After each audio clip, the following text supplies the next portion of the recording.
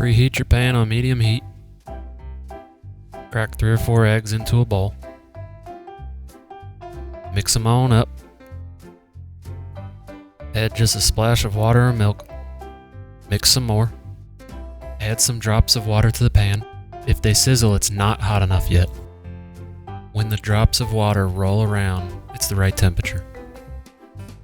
Lower the heat to about a 3 out of 10. Add a little bit of olive oil.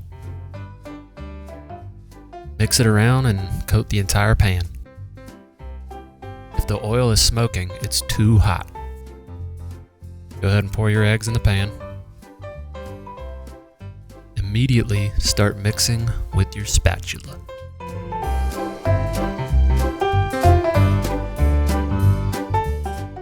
Mix, mix, mix, mix, mix, mix, mix, mix, mix, mix, mix, mix, mix, mix, mix, mix, mix.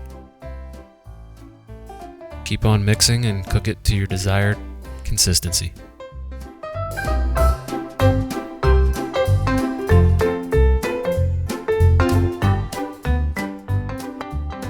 And we're still mixing.